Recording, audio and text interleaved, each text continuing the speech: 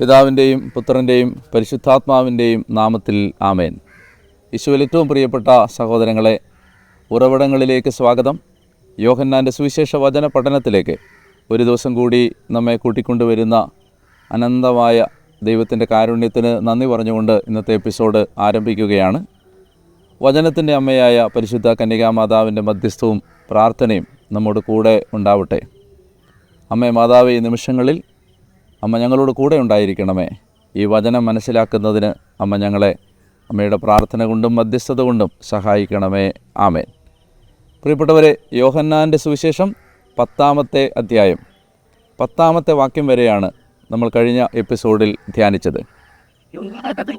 മോഷ്ടിക്കാനും കൊല്ലാനും നശിപ്പിക്കാനുമാണ് കള്ളൻ വരുന്നത്. എന്നാൽ ഞാൻ വന്നിരിക്കുന്നത് നിങ്ങൾക്ക് ജീവനുണ്ടാകാനും അത് സമൃദ്ധമായി ഉണ്ടാകാനുമാണ്. ക്രിസ്തുവിൻ്റെ ജീവൻ, അതാണ് യോഹന്നാൻ്റെ സുവിശേഷത്തിൻ്റെ പ്രമേയം.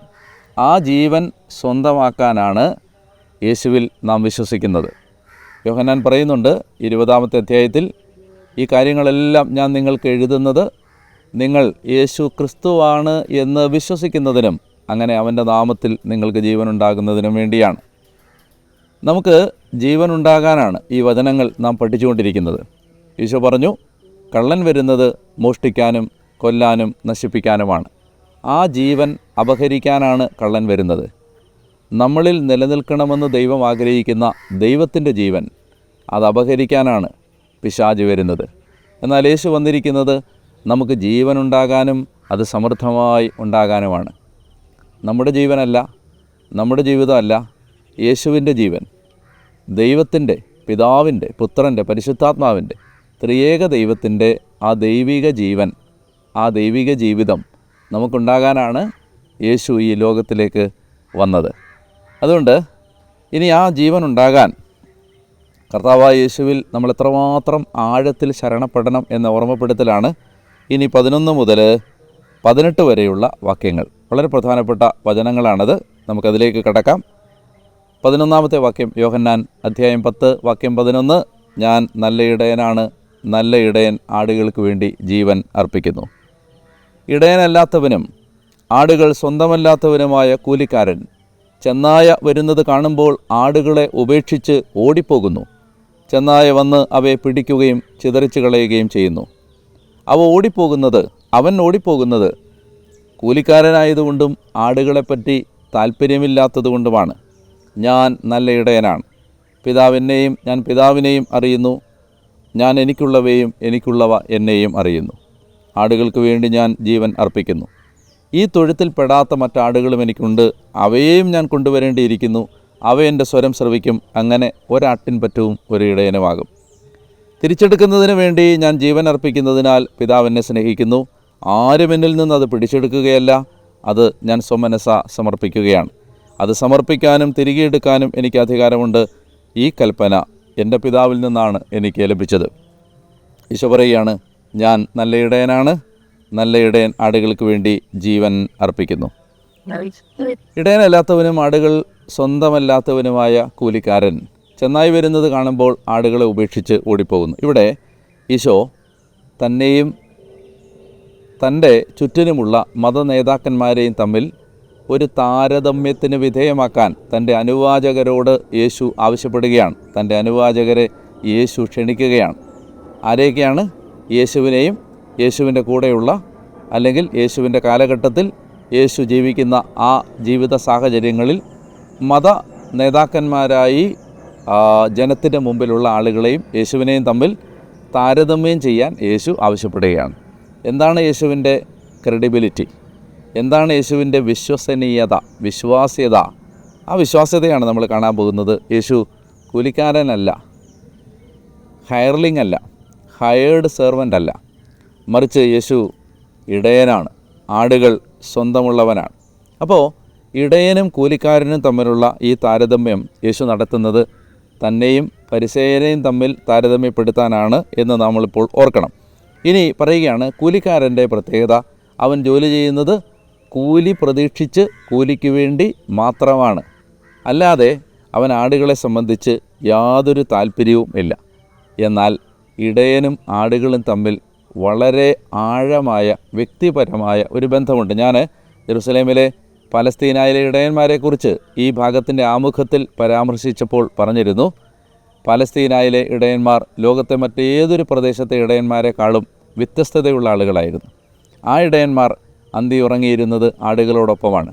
ആ ആടുകളെ പേര് ചൊല്ലി വിളിക്കുന്ന ഒരു ബന്ധം ആ ഇടയൻ ആടുകളോട് ഉണ്ടായിരുന്നു. ആടുകൾ ഈ ആലയിൽ നിന്ന് പുറത്തിറങ്ങി ചെന്നായിയുടെ ആ വായ്ക്കകത്തേക്ക് പോകാതിരിക്കാൻ ഈ ഇടയന്മാർ ആ തൊഴുത്തിൻ്റെ വാതിലിൽ കിടന്നിരുന്നു.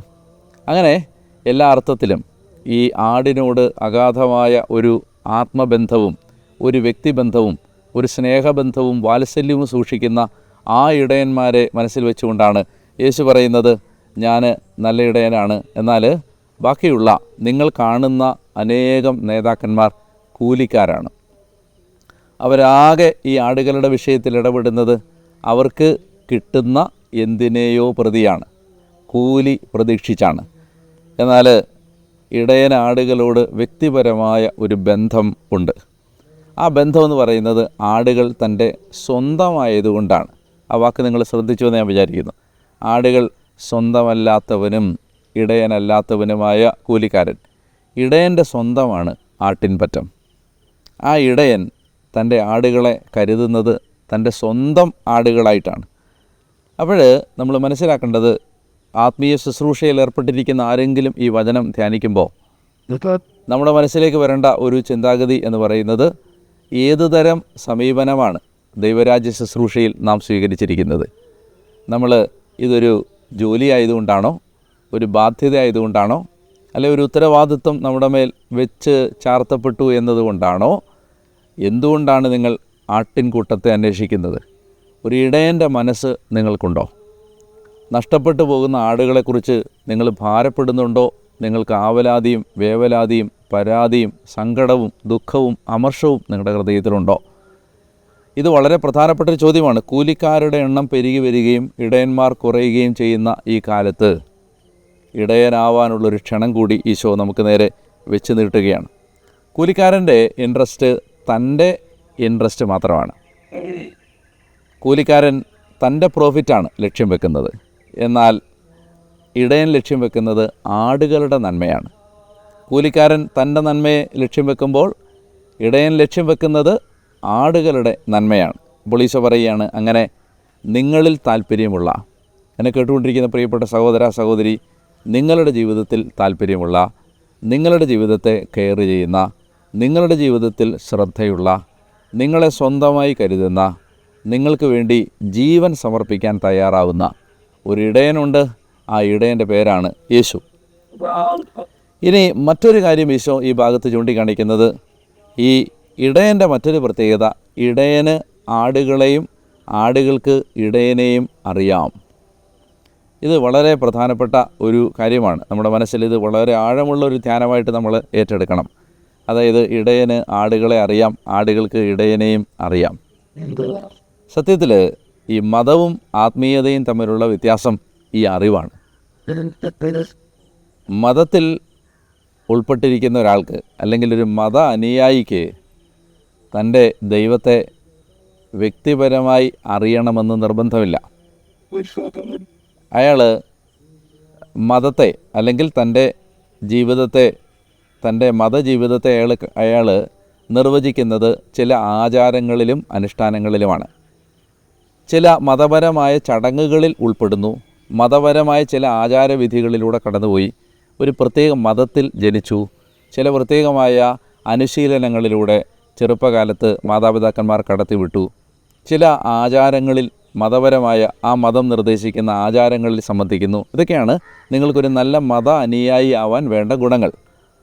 എന്നാൽ നിങ്ങൾ ആത്മീയനാകണമെങ്കിൽ, പ്രത്യേകിച്ച് യേശുവിൻ്റെ ശിഷ്യനാകണമെങ്കിൽ, നിങ്ങൾക്ക് മത ആചാരങ്ങളിലൂടെ കടന്നു പോയാൽ പോരാ, മറിച്ച് നിങ്ങൾക്ക് ദൈവത്തെ വ്യക്തിപരമായി അറിയണം. What is that makes Christianity different is this relationship. ക്രിസ്തീയതയെ വ്യത്യാസപ്പെടുത്തുന്നത് ഈ ബന്ധമാണ്. നിങ്ങൾക്ക് മനസ്സിലായെന്ന് ഞാൻ വിചാരിക്കുന്നു. ഈ ബന്ധമാണ് നമ്മുടെ വ്യത്യാസം. അതായത് നമുക്ക് നമ്മുടെ ദൈവത്തെ ആചാരങ്ങളുടെ അറ്റത്ത് നിൽക്കുന്ന ഏതോ ഒരു അമൂർത്തമായ പ്രതിഭാസമായിട്ടല്ല, ഒരു നമുക്കറിയാത്ത ഒരു മൂർത്തിയായിട്ടല്ല, മറിച്ച് ഒരു വ്യക്തിയായി, നമുക്ക് പരിചയമുള്ള, നമുക്ക് ഇടപെടാൻ പറ്റുന്ന, നമുക്ക് സംസാരിക്കാൻ പറ്റുന്ന, നമ്മളോട് സംസാരിക്കുന്ന, നമ്മുടെ ജീവിതത്തിൽ ഇടപെടുന്ന, നമ്മുടെ കൂടെ നടക്കുന്ന, നമ്മുടെ കൂടെ സഞ്ചരിക്കുന്ന, നമ്മുടെ ജീവിതത്തിൻ്റെ എല്ലാ വിശദാംശങ്ങളിലും ശ്രദ്ധിക്കുന്ന, വളരെ കരുതലോടെ നമ്മുടെ ജീവിതത്തിൽ ഇടപെടുന്ന ഒരു വ്യക്തിയായി ദൈവത്തെ വ്യക്തിപരമായി അറിയുന്നിടത്താണ് ഒരാളുടെ ആത്മീയത ആരംഭിക്കുന്നത്. മതത്തിൽ നിന്ന് ഒരാൾ ആത്മീയതയിലേക്ക് പിച്ച വെച്ച് തുടങ്ങുന്നത് ഈ അറിവ് തുടങ്ങുന്നിടത്താണ്. അതുകൊണ്ട് എത്രമാത്രം നമുക്ക് നമ്മുടെ ദൈവത്തെ അറിയാം എന്നുള്ളത്, അറിയാം എന്ന് ഞാൻ പറയുമ്പോൾ അത് ഈ തലയ്ക്കകത്തെ ഒരറിവല്ല, ബുദ്ധിപരമായ ഒരറിവല്ല, മറിച്ച് എത്രമാത്രം നമുക്ക് നമ്മുടെ ദൈവത്തെ ഹൃദയം കൊണ്ട് അറിയാം. ദൈവത്തോട് നമുക്കൊരു വ്യക്തിബന്ധമുണ്ട്. ഇത് ഈശോ നമ്മളോട് പറയുകയാണ്. അതായത് ഇടയനും ആടുകളും തമ്മിൽ മാത്രമേ അങ്ങനെ ഒരു ബന്ധമുള്ളൂ. കൂലിക്കാരനും ആടുകളും തമ്മിൽ അങ്ങനെ ഒരു ബന്ധമില്ല.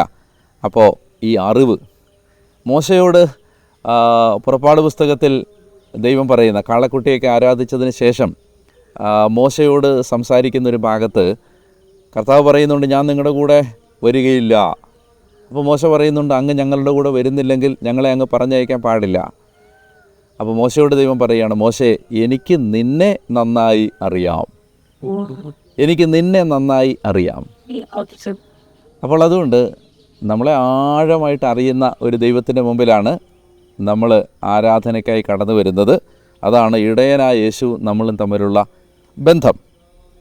ഇനി ഇതിനെ ഈശോ പറയുന്നത്, എനിക്ക് എൻ്റെ ആടുകളെ അറിയാം. അതെങ്ങനെയാണ്? ഞാൻ എൻ്റെ പിതാവിനെയും പിതാവ് എന്നെയും അറിയുന്നത് പോലെയാണത്.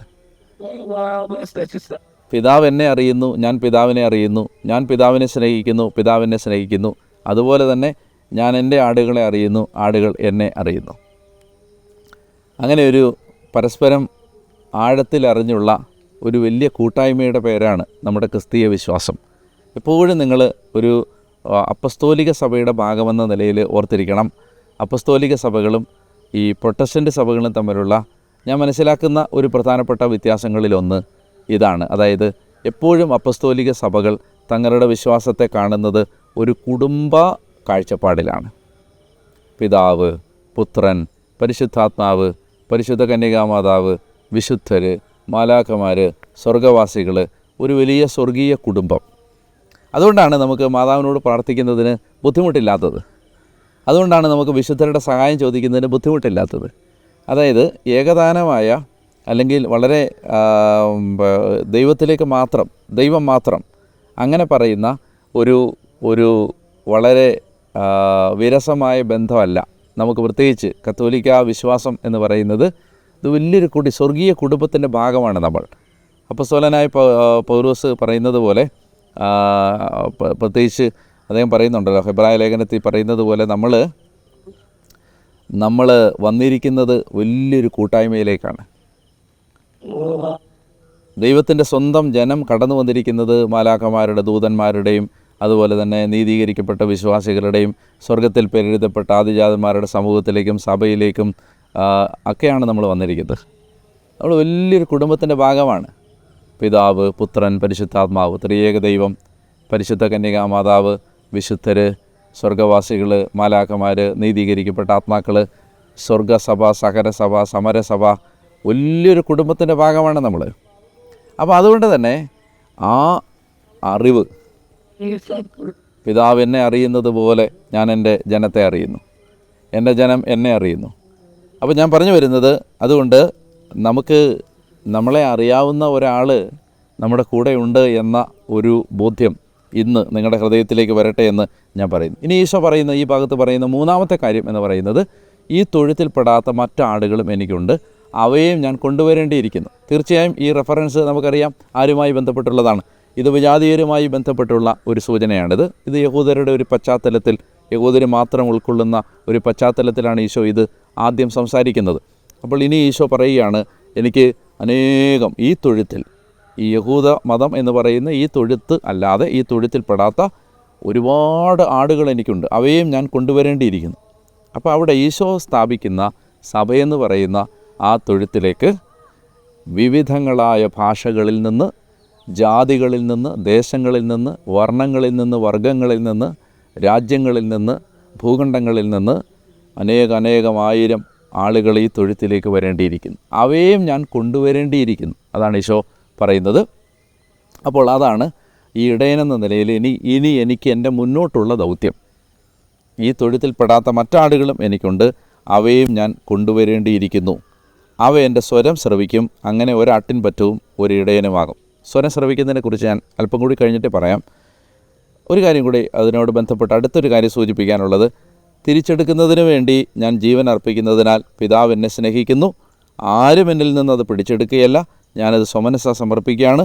സമർപ്പിക്കാനും തിരികെ എടുക്കാനും എനിക്ക് അധികാരമുണ്ട്. ഈ കൽപ്പന പിതാവിൽ നിന്നാണ് എനിക്ക് ലഭിച്ചത്. അതായത് ഈശോ പറയുകയാണ്, ഈ ഇടയൻ ആടുകളെ സ്നേഹിക്കുന്നതും ആടുകളെ അറിയുന്നതും ഈ തൊഴുത്തിൽപ്പെടാത്ത മറ്റനേകം ആടുകളെ ഈ തൊഴുത്തിലേക്ക് കൊണ്ടുവരുന്നതുമെല്ലാം, അതിനുവേണ്ടി ഇടയൻ സ്വീകരിക്കുന്ന സമീപനം എന്താണ്?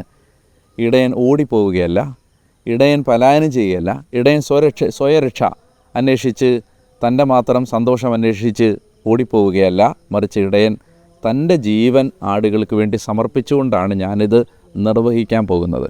നിങ്ങളൊന്ന് ആലോചിച്ച് നോക്കൂ. ഒരു സാധാരണ കാഴ്ചപ്പാടിൽ, ഒരു സാധാരണ സാഹചര്യത്തിൽ ഒരു ഇടയൻ കൊല്ലപ്പെട്ടാൽ അത് ആട്ടിൻകൂട്ടത്തിൻ്റെ അവസാനമാണ്. ആട്ടിൻ പറ്റത്തിൻ്റെ അവസാനമാണ് ഇടയൻ്റെ മരണം. ഇടയനില്ലാതായി, ആടുകൾ ചിതറിപ്പോവും. എന്നാൽ ഇവിടെ നമ്മുടെ ആത്മീയ ബോധത്തിൻ്റെ പ്രത്യേകത എന്ന് പറയുന്നത്, നമ്മൾ ആടുകൾ സുരക്ഷിതരായത് ഇടയൻ കൊല്ലപ്പെട്ടപ്പോഴാണ്. ആടുകൾ വീണ്ടെടുക്കപ്പെട്ടത് ഇടയൻ കൊല്ലപ്പെട്ടപ്പോഴാണ്. ആടുകൾക്ക് ധൈര്യം ഉണ്ടായത് ഇടയൻ കൊല്ലപ്പെട്ടപ്പോഴാണ്. ആടുകളുടെ മേൽ ഒരു കള്ളന് ഒരു കവർച്ചക്കാരന് അവകാശം ഇല്ലാതായത് ഇടയൻ കൊല്ലപ്പെട്ടപ്പോഴാണ്. ഈ ഇടയൻ തൻ്റെ ആടുകളെ സ്നേഹിച്ചതും സംരക്ഷിച്ചതും സ്വന്തമാക്കിയതും കരുതിയതുമെല്ലാം തൻ്റെ ജീവൻ സമർപ്പിച്ചുകൊണ്ടാണ്. ഇവിടെ നമ്മൾ മനസ്സിലാക്കേണ്ടത്, യേശുവിനെ യഹൂദന്മാർ മരണത്തിലേക്ക് തള്ളിവിടുകയല്ല, റോമാക്കാർ യേശുവിനെ കുരിശിൽ തറയ്ക്കുകയല്ല, അല്ലെങ്കിൽ യേശുവിൻ്റെ കാലം അവനെ കുരിശിലേറ്റുകയല്ല, മറിച്ച് യേശു സ്വമനസാലെ തൻ്റെ ജീവൻ സമർപ്പിക്കുകയാണ്. അതുകൊണ്ടാണ് ഈശോ പറയുന്നത്, പിതാവേ, അങ്ങയുടെ കരങ്ങളിൽ എൻ്റെ ആത്മാവിനെ ഞാൻ സമർപ്പിക്കുന്നു. ഇത് ഈശോയെ സംബന്ധിച്ചിടത്തോളം ഒരു കുർബാനയായിരുന്നു, ഒരു ബലിയായിരുന്നു, ഒരു സമർപ്പണമായിരുന്നു, ഒരു നൈവേദ്യമായിരുന്നു. അവൻ സ്വമനസാലെ സമർപ്പിച്ചതാണ്, ആരും അവനെ നിർബന്ധിച്ചതല്ല. ചില ആളുകൾ ഇങ്ങനെ ചിന്തിക്കുന്നുണ്ട്, പിതാവായ ദൈവം എന്ത് ചെയ്യുന്നു, നിർബന്ധിച്ച് പുത്രനെ ബലിയാക്കി മാറ്റി. അതൊക്കെ ഈ ത്രിയേക ദൈവം എന്ന സങ്കല്പം വ്യക്തമാകാത്തത് കൊണ്ട് വരുന്നതാണ്. അതായത് ചില ആളുകളൊക്കെ പറയുന്നത് ഞാൻ ശ്രദ്ധിച്ചു, അതായത് നമ്മൾ കരുണക്കൊന്ത ചെല്ലുമ്പോൾ, നിത്യപിതാവേ, ഞങ്ങളുടെ ലോകം മുഴുവൻ്റെയും പാപങ്ങൾക്ക് പരിഹാരമായി പുത്രൻ്റെ പീഡാസഹനവും കുരിശുമരണവും ഉത്ഥാനവും അവൻ്റെ ആത്മാവും ശരീരവും ദൈവത്വവും കാഴ്ചവെക്കുന്നു, ഞങ്ങളുടെ മേൽ ലോകം മുഴുവൻ്റെ മേൽ കരുണയാവണേ എന്ന് പ്രാർത്ഥിക്കുമ്പോൾ ചില ആളുകൾ, നല്ല സാത്വികരായ ആളുകൾ, അതിനെ തെറ്റിദ്ധരിച്ച് മനസ്സിലാക്കുന്നത് ഞാൻ കണ്ടിട്ടുണ്ട്. എന്ന് പറഞ്ഞാൽ അത് പിതാവായ ദൈവത്തിന് എന്തോ കോപം ഉണ്ടായിരുന്നു, അതുകൊണ്ട് ആ കോപം മാറാൻ വേണ്ടി പുത്രൻ സമർപ്പിച്ച് പിതാവിൻ്റെ മുഖം പ്രസാദിപ്പിച്ചു. അങ്ങനെയല്ല നമ്മളതിനെ കാണേണ്ടത്. പിതാവും പുത്രനും പരിശുദ്ധാത്മാവും ഒന്നാണ്, ഒരു ദൈവമാണ്. അപ്പോൾ ആ ഒരു ദൈവം പുത്രൻ സമർപ്പിച്ചു എന്ന് പറഞ്ഞാൽ പിതാവ് സമർപ്പിച്ചു എന്ന് തന്നെയാണ്, പരിശുദ്ധാത്മാവ് സമർപ്പിച്ചു എന്ന് തന്നെയാണ്. പിതാവും പുത്രനും തമ്മിൽ നമ്മൾ കാണുന്ന പോലെ നമ്മൾ വിചാരിക്കുന്ന ഒരു കോൺഫ്ലിക്റ്റ് ഒന്നുമില്ല. പിതാവ് പറയുന്നു, പുത്ര, ഈ ലോകത്തെ രക്ഷിക്കാൻ വേണ്ടി നീ പോയി മരിക്കൂ, മനസ്സില്ലാ മനസ്സോടെ പുത്രൻ, അങ്ങനെയൊന്നും അല്ലത്. ത്രിയേക ദൈവം തൻ്റെ മക്കളെ രക്ഷിക്കാൻ വേണ്ടി ഏകജാതനെ ബലിയാക്കി മാറ്റാൻ തക്കവിധം ലോകത്തെ സ്നേഹിച്ചു. ഇത് പുത്രൻ സ്വമനസാ തന്നെ സമർപ്പിക്കുകയാണ്. ആ സമർപ്പണത്തെ പിതാവ് സ്വീകരിക്കുകയാണ്. അതുകൊണ്ടാണ് പിതാവ് പുത്രനെ സ്നേഹിക്കുന്നത്. അല്ലാതെ ഇവർ തമ്മിലൊരു ബലാബല പരീക്ഷണം, കോൺഫ്ലിക്റ്റ്, അത് പിതാവ് കോപിച്ചിരിക്കുന്നു, പിതാവ് മനുഷ്യമക്കളോട് കോപിച്ചിരിക്കുമ്പോൾ പുത്രൻ ഒരു ത്യാഗം ഏറ്റെടുത്ത് പിതാവിനെ പ്രസാദിപ്പിക്കുന്നു, അങ്ങനെയൊന്നും അല്ലത്. മറിച്ച് നമ്മൾ മനസ്സിലാക്കേണ്ടത്, പിതാവും പുത്രനും പരിശുദ്ധാത്മാവും ഒന്നാണ്,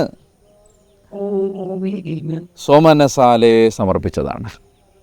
പുത്രൻ സമർപ്പിച്ചു എന്ന് പറഞ്ഞാൽ പിതാവ് തന്നെ സമർപ്പിച്ചാണ്, പരിശുദ്ധാത്മാവ് സമർപ്പിച്ചാണ്. അപ്പോൾ അങ്ങനെ സ്വമനസാലെ സമർപ്പിച്ചപ്പോൾ എന്ത് ചെയ്തു? പിതാവായ ദൈവം അവനെ ഉയർപ്പിച്ചു, തിരിച്ചെടുത്തു. ഈശോ പറയുകയാണത് സമർപ്പിക്കാനും ആ ജീവൻ തിരിച്ചെടുക്കാനും എനിക്ക് അവകാശം ഉണ്ട്. അതാരും എന്നിൽ നിന്ന് പിടിച്ചെടുക്കുന്നതല്ല. നിങ്ങൾ ലോകം വിചാരിക്കുന്ന പോലെ അത് പിടിച്ചെടുക്കുന്നതല്ല. അപ്പോൾ തൻ്റെ ആടുകളെ യേശു സത്യത്തിൽ സ്വന്തമാക്കിയത്, സംരക്ഷിച്ചത് തൻ്റെ മരണത്തിലൂടെയാണ്. അത് നിങ്ങളുടെ മനസ്സിൽ വെച്ചിരിക്കുക. ഒരു കാര്യം കൂടി ഈ എപ്പിസോഡിൽ സൂചിപ്പിച്ചാൽ ഈ ഭാഗത്തിൻ്റെ വിശദീകരണം പൂർത്തിയാവും. അതായത് ഞാൻ പറഞ്ഞു, ഇവിടെ എല്ലാം ഈ ആടും ഇടയനും തമ്മിലുള്ള ബന്ധത്തെ നിർണ്ണയിക്കുന്നത് ഒരു പ്രധാനപ്പെട്ട കാര്യമാണ്. ഒരു കാര്യം സംഭവിക്കുമ്പോഴാണ് ആടും ഇടയനും തമ്മിൽ കണക്റ്റഡ് ആകുന്നത്. അതെന്താണ്? അതാണ് സ്വരം ശ്രവിക്കുക.